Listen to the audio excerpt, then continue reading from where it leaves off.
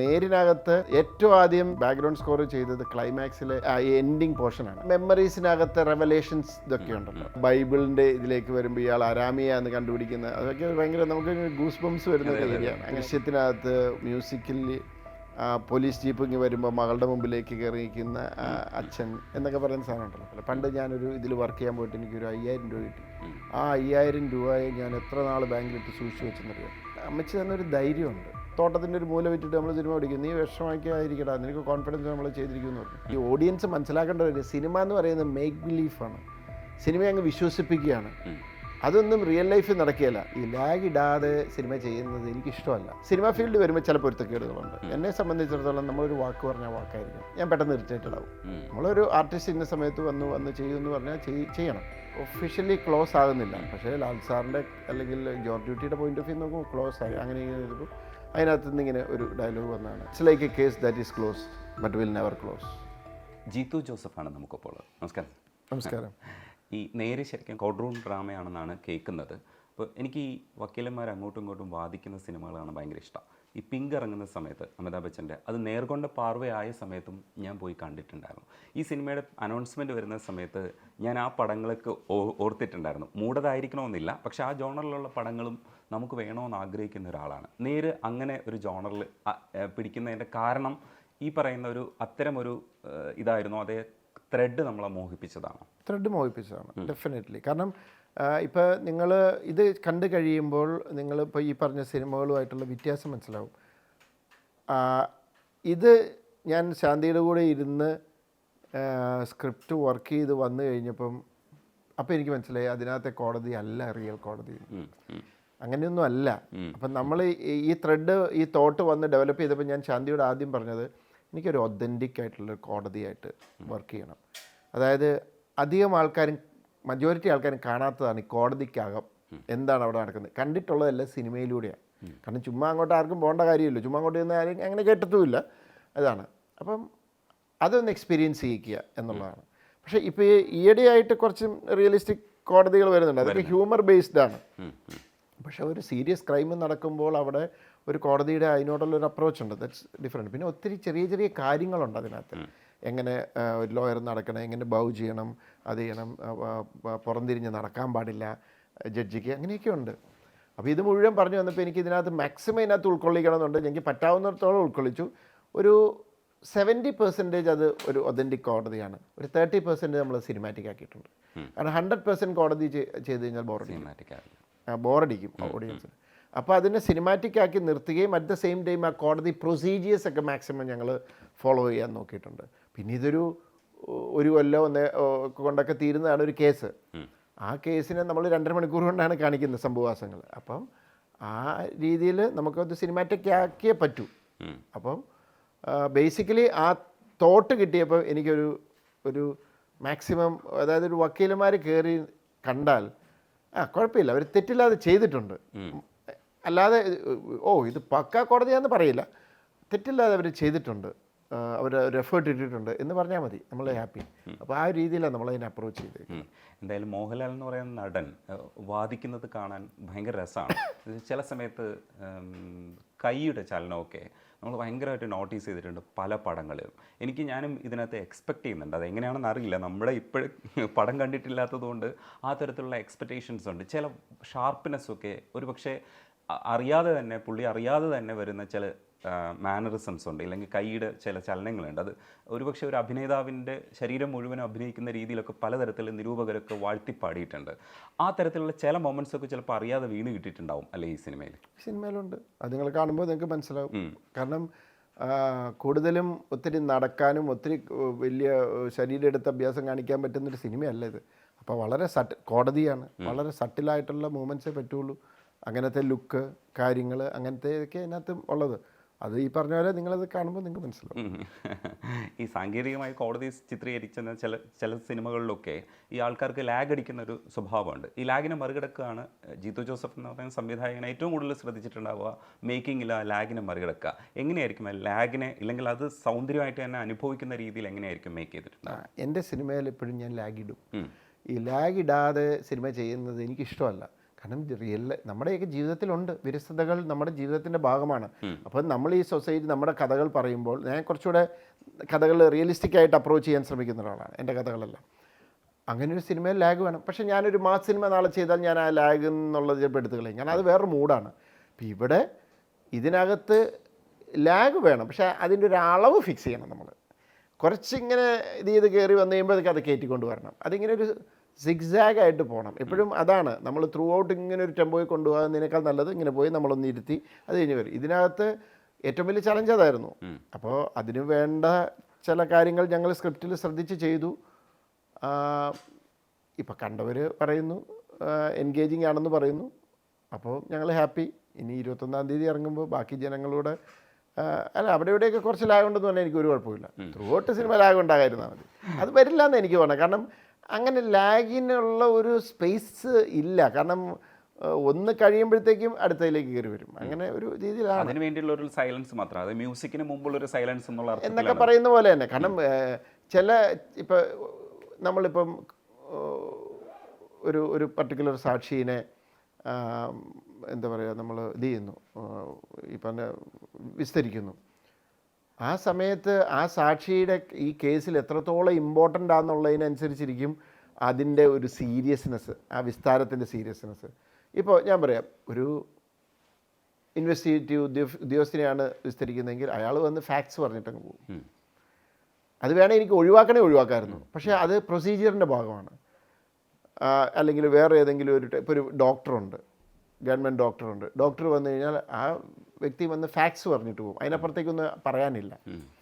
അപ്പോൾ അങ്ങനെയുള്ളിടത്ത് എന്നാൽ അത് ഒഴിവാക്കാനും പറ്റത്തില്ല. അപ്പോൾ അവിടെയൊക്കെ നമ്മളൊന്ന് അത്യാവശ്യമുള്ള ചില ചോദ്യങ്ങൾ എന്ത് ചെയ്ത്, പക്ഷേ വേറെ ഇമ്പോർട്ടൻ്റ് ആയിട്ടുള്ള സാക്ഷി വരുമ്പോൾ അവനെ പൊളിക്കേണ്ടതോ അങ്ങനത്തെ സാഹചര്യം വരുമ്പോൾ അവിടെ അത് വേറെ ലെവലിലേക്ക് നമ്മളത് കയറ്റും.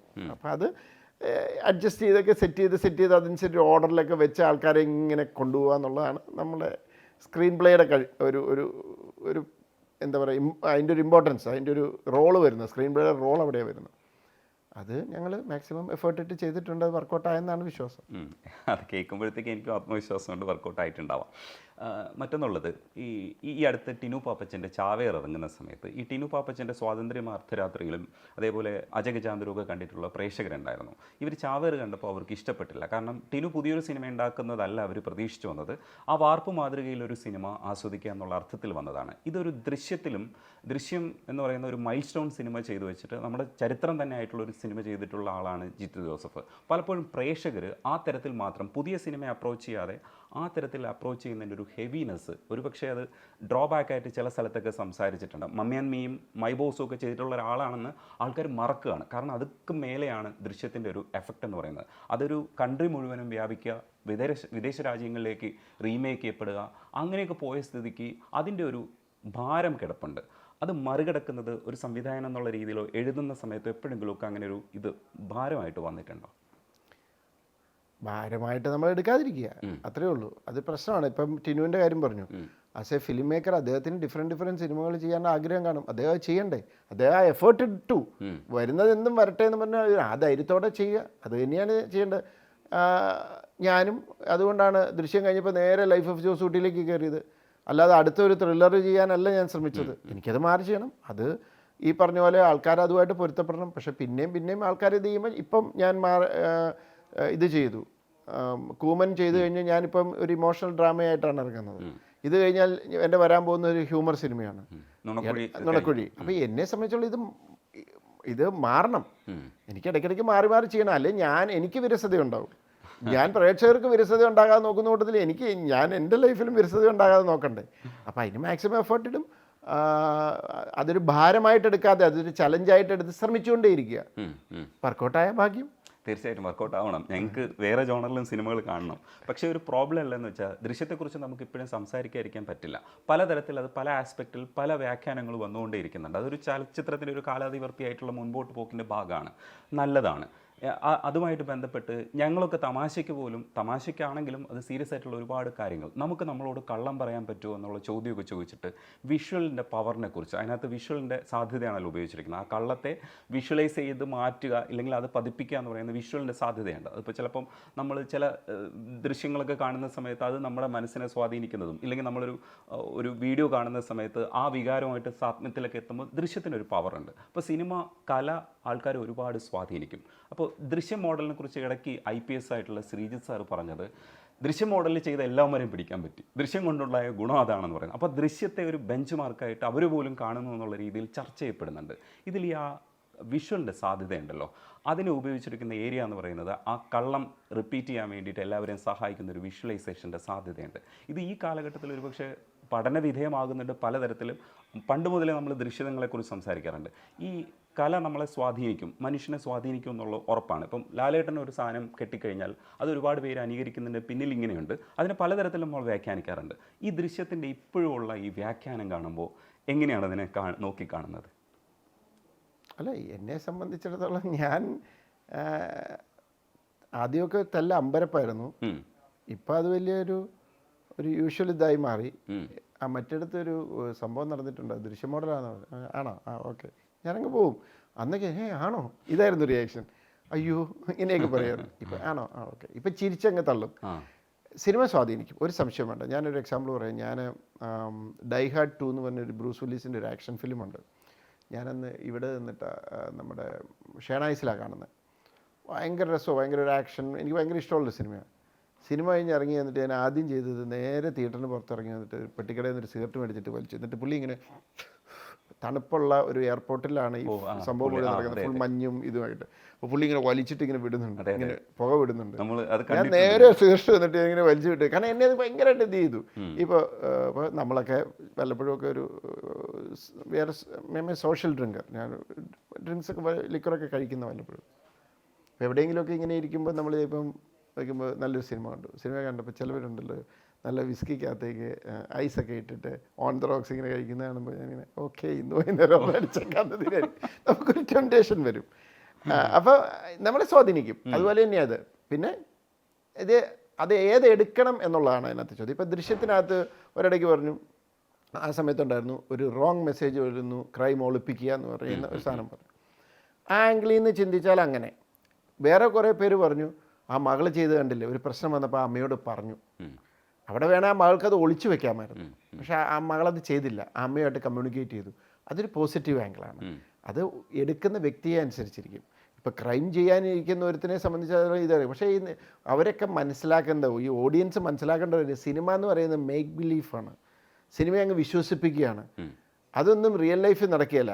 അതുകൊണ്ട് ഇങ്ങനെയുള്ള സിനിമ കാണുന്ന ക്രൈമൊക്കെ നിങ്ങൾ ലൈഫിൽ ഫോളോ ചെയ്യാൻ ശ്രമിച്ചാൽ എപ്പോൾ അകത്ത് പോയെന്ന് ചോദിച്ചാൽ മതി. കാരണം പ്രത്യേകിച്ചും നമ്മുടെ കേരള പോലീസ് എന്ന് പറഞ്ഞാൽ one of the brilliant force in the country. അങ്ങനെ വിശ്വസിക്കുന്ന ഒരാളാണ് ഞാൻ. കാരണം അതുപോലെയാണ് അവർ കേസുകൾ സോൾവ് ചെയ്യുന്നതും എല്ലാം ചെയ്യുന്നത്. അതുപോലത്തെ ടെക്നീക്സാണ്. ഇപ്പം ഇപ്പോഴും പോലീസിൻ്റെ പല ടെക്നീക്സും നമുക്കറിയാൻ മേല, മനസ്സിലായി. അവരെല്ലാം ഒന്നും പുറത്തേക്ക് വിടത്തില്ലല്ലോ. അപ്പം അത് ഈ പറഞ്ഞ പോലെ ഇതൊക്കെ ഒരു സിനിമയിൽ നിങ്ങൾ വന്ന് തിയേറ്റർ കണ്ട് എൻജോയ് ചെയ്തങ്ങ് പോവുക, ലൈഫിൽ പ്രാവർത്തിയാക്കാൻ നോക്കാതിരിക്കുക. ഈ കഥ എഴുതാനിരിക്കുന്ന സമയത്ത് ഈ റിസർച്ചിൻ്റെ ഭാഗമായിട്ട് നമ്മൾ ആക്ച്വലി ഈ സംഗതികളൊക്കെ സിനിമാറ്റിക് ആയിട്ട് സെറ്റ് ചെയ്യേണ്ടതുണ്ട്. ഇപ്പോൾ പോളക്കുളം കേസ് സാറ് SN സ്വാമി എടുക്കുന്ന സമയത്ത് പോളക്കുളം കേസിൽ വിധി വന്നിട്ടുണ്ടായിരുന്നു, ഡമ്മി പരീക്ഷണം തെറ്റാണ് അല്ലെങ്കിൽ അശാസ്ത്രീയമാണെന്ന് വിധി വന്നിട്ടുണ്ടായിരുന്നു. പക്ഷെ നമ്മളത് കണ്ടിട്ട് അന്തം വിട്ടത്. അത് സിനിമാറ്റിക് ആയിട്ട് വന്നപ്പോൾ ഭയങ്കര രസമായിട്ട് വന്നു. അതേപോലെ ഈ ശാസ്ത്രീയമായിട്ടുള്ള കാര്യങ്ങളാണല്ലോ കൂടുതൽ ഈ സിനിമകളിലൊക്കെ ഉപയോഗിച്ചിരിക്കുന്നത്. ആ ഉപയോഗിക്കുന്ന സമയത്ത് അതിൻ്റെ ഒരു റെഫറൻസ് നോക്കും. പക്ഷേ എങ്കിലും സിനിമാറ്റിക് ആക്കാൻ വേണ്ടിയിട്ട് ചില ശാസ്ത്രീയതയൊന്നും വേണ്ട, അത് സിനിമാറ്റിക് ആവില്ല എന്ന് തോന്നിയിട്ട് കളയോ, ഇല്ലെങ്കിൽ അതെങ്ങനെയാണ് സ്വാധീനിക്കുക അത്തരത്തിലുള്ള ഒരു കോൺടെന്റ്? അല്ല, ബേസിക്കലി നമ്മൾ എൻഡ് ഓഫ് ദി ഡേ നമ്മൾ നോക്കുന്നത് സിനിമാറ്റിക് ആകാൻ വേണ്ടി ശാസ്ത്രീയ ഇത് മാത്രമല്ല, ലോജിക്സ്. ചില ലോജിക്സ് നമ്മൾ ഇഗ്നോർ ചെയ്ത് കളയും. കാരണം ചില സാധനങ്ങൾ എടുത്തു കഴിഞ്ഞാൽ നമ്മൾ ഉദ്ദേശിച്ച സാധനം നടക്കുകയല്ല, അപ്പോൾ അതങ്ങ് വിട്ട് കളയും. അതൊരു ലോജിക്കൽ ഇഷ്യൂ ആയിട്ട് അവിടെ കിടന്നോട്ടെ. എന്നെ സംബന്ധിച്ചുള്ള സിനിമ ചെയ്യുമ്പോൾ അവിടെ ആൾക്കാരെ എൻ്റർടൈൻ ചെയ്തിട്ട് അങ്ങ് കൊണ്ടുപോവുക, അത്രേ ഉള്ളൂ. ലോജിക്കൽ ചില പ്രശ്നങ്ങൾ അവിടെ കിടക്കും. പക്ഷേ എൻ്റെ സിനിമകളിൽ ഞാനൊരു ബേസ് ലോജിക്ക് എപ്പോഴും മെയിൻറ്റെയിൻ ചെയ്യാൻ ശ്രമിക്കാറുണ്ട്, മനസ്സിലായോ? അപ്പോൾ ഈ പറഞ്ഞ പോലെ ഒരു ശാസ്ത്രീയപരമായ ഒരു കാര്യം അത് ചിലപ്പോൾ ചിലയിടത്ത് നമുക്ക് തോന്നും, ഓ അത് ശരിയാവില്ല, എന്നാൽ പിന്നെ അത് ഇതിനകത്ത് മെൻഷൻ ചെയ്യേണ്ട, അല്ലെങ്കിൽ അത് ഇഗ്നോർ ചെയ്ത് കളഞ്ഞേക്കാൻ തോന്നും. കാരണം സിനിമയുടെ സുഗമമായ പോക്കിന് തടസ്സമാണെങ്കിൽ നമ്മൾ കളയും.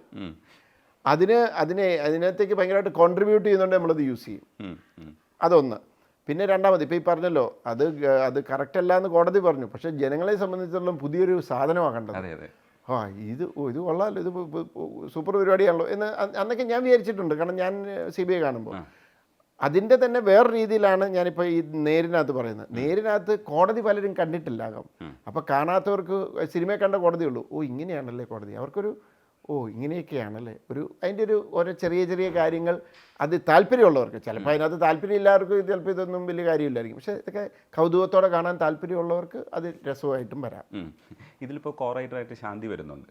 അതിനു മുമ്പ് ജിത്തു ജോസഫ് സ്വന്തമായിട്ട് എഴുതിയ പടങ്ങളിലെ എഴുത്തെന്ന് പറയുന്നത് നമ്മൾ ഒരിടത്ത് ഇരുന്നിട്ടോ ഇല്ലെങ്കിൽ നടക്കുമ്പോഴൊക്കെ നമ്മൾ സംഭവിക്കുമെങ്കിലും സിനിമയ്ക്ക് വേണ്ടി തിരക്കഥ എഴുതുമ്പോൾ നമ്മൾ ഒരുപക്ഷെ ചില സീൻസൊക്കെ നമ്മുടെ മനസ്സിലകത്തേക്ക് വരും. പക്ഷേ ഇതൊരു വർക്ക് ഭാഗമാണ്.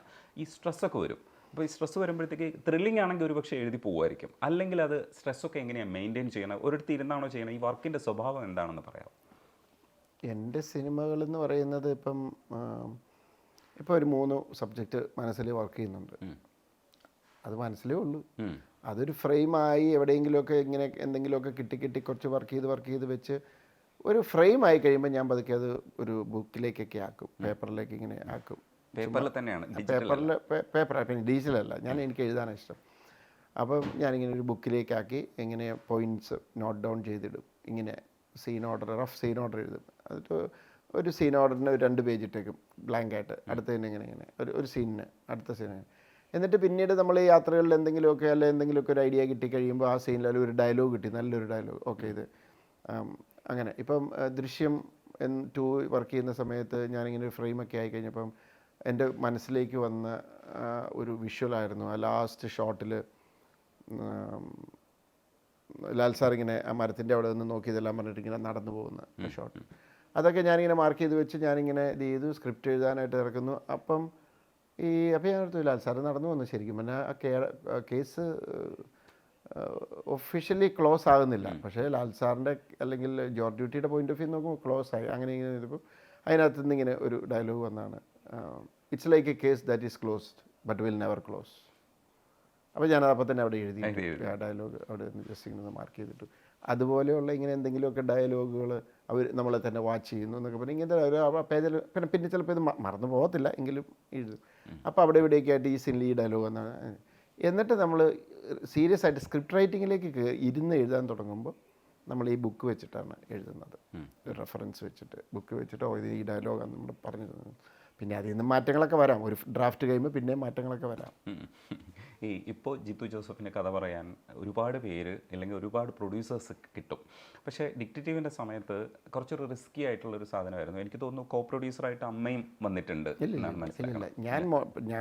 ഞാൻ പ്രൊഡ്യൂസ് ചെയ്യാനിരുന്നതാണ്, പക്ഷേ വേറൊരാൾ പ്രൊഡ്യൂസ് ചെയ്യാനെന്ന് ഏറ്റെടുത്തു. അങ്ങനെയാണ് ആ വിവരം എന്ന് പറയുന്നത്. അപ്പം ആ സ്റ്റെപ്പിൽ നിന്ന് ഇന്ന് ഓർക്കുമ്പോൾ ഒരുപാട് സാധ്യതയുള്ള ഒരാളായിട്ട് മാറിക്കഴിഞ്ഞു. പക്ഷേ അന്നും ആ ക്രൈസിസൊക്കെ മറികടന്ന് വരുന്നത് ഒരു ഓർമ്മയായിട്ട് കിടക്കുമല്ലോ. അത് ഇന്ന് ഓർക്കുമ്പോൾ ഒരു സന്തോഷമുള്ളൊരു കാര്യമാണ്. ഇല്ലെങ്കിൽ നമ്മളൊരു പ്രതിസന്ധിയെ മറികടന്നത് നമ്മൾ ലൈഫിനെ മുന്നോട്ട് പോകാൻ സഹായിച്ചൊരു സംഭവം മാത്രമാണ്. ഇന്ന് എപ്പോഴെങ്കിലുമൊക്കെ ആ പഴയ കാലഘട്ടം ഓർക്കാറുണ്ടോ ഇങ്ങനെ? എപ്പോഴും ഓർക്കുമല്ലോ. കാരണം ഞാൻ എപ്പോൾ കാറിൽ ഈ വീടിൻ്റെ ഇത് വരുമ്പോൾ ഓഫ് കോഴ്സ് നമുക്ക് എൻ്റെ ഫാദർ മൂവാറ്റുപുഴ MLA ഒക്കെ ആയിരുന്നു. അതായിരുന്നു ബേസിക്കലി ഒറ്റമോനെ. അത്യാവശ്യം ഞങ്ങൾക്ക് റബ്ബർ പ്ലാന്റേഴ്സാണ്. അപ്പനൻ സമ്പാദിച്ച് തന്നതല്ലാതെ നമ്മളായിട്ട് അധ്വാനിച്ചുണ്ടാക്കുന്നതിൻ്റെ ഒരു സാധനം ഉണ്ടല്ലോ. പണ്ട് ഞാനൊരു ഇതിൽ വർക്ക് ചെയ്യാൻ പോയിട്ട് എനിക്കൊരു 5000 രൂപ കിട്ടി. ആ 5000 രൂപയെ ഞാൻ എത്ര നാൾ ബാങ്കിലിട്ട് സൂക്ഷിച്ചു വെച്ചെന്നറിയോ. കാരണം നമ്മൾ അധ്വാനിച്ചാണ് ഇച്ചിരി വിഷമമായിരുന്നു അതിൽ നിന്ന് വലിക്കാനായിട്ട്. അപ്പം ഞാൻ എപ്പോൾ വണ്ടി ഓടിച്ച് വരുമ്പോഴും ഈ വീടും ഇപ്പം അപ്പുറത്ത് മദർ താമസിക്കുന്നുണ്ട്. എൻ്റെ മദർ ആണ് തൊട്ടപ്പുറത്തെ വീട്. അപ്പം ആ 2 വീടും കാണുമ്പോൾ ഞാൻ അധ്വാനിച്ചുണ്ടാക്കിയതാണ്. അതായത് ഞാൻ ഇവിടെ നിന്നാണ് വന്നത് എന്താണ്. അപ്പോൾ എപ്പോഴും എൻ്റെ മദറിൻ്റെ അടുത്ത് ചെല്ലുമ്പോഴും എന്നെ സംബന്ധിച്ചിടത്തോളം ഭയങ്കര മോട്ടിവേറ്ററായിട്ടുള്ള ഒരു സ്ത്രീയാണ്. അന്ന് എന്നോട് പറഞ്ഞതാണ് പ്രശ്നം വെച്ചാൽ നമ്മുടെ തോട്ടത്തിൻ്റെ ഒരു മൂല വിറ്റിട്ട് നമ്മൾ സിനിമ പിടിക്കും, നീ വിഷമമാക്കിയായിരിക്കടാ, നിനക്ക് കോൺഫിഡൻസ് നമ്മൾ ചെയ്തിരിക്കുമെന്ന് പറഞ്ഞു. ഒരിക്കലും അത് ചെയ്യാനൊന്നുമല്ല. ഫാദർ മരിച്ചു വന്നിട്ട് ചെയ്യാനൊന്നുമില്ല. നമ്മൾ ചെയ്യുന്ന കോൺഫിഡൻസാണ്. അങ്ങനെ ആ വാശിക്ക് ഇറങ്ങിയതാണ്. ഞാനും അമേരിക്കയിലുള്ള ഫ്രണ്ടും അവനോട് ഞാൻ പറഞ്ഞു ഞാനും ഇൻവെസ്റ്റ് ചെയ്യാം, കുറച്ച് വേണം വിറ്റിട്ടാണെങ്കിലും ഇൻവെസ്റ്റ് ചെയ്യാം, പിന്നെ കുറച്ച് പൈസ കയ്യിലുണ്ട്, നമുക്ക് എല്ലാം കൂടെ ചെയ്യാമെന്നൊക്കെ പറഞ്ഞ് ഇരുന്നപ്പോൾ കറക്റ്റ് വേറൊരു പ്രൊഡ്യൂസർ വന്നത് അങ്ങ് ഏറ്റെടുത്തു.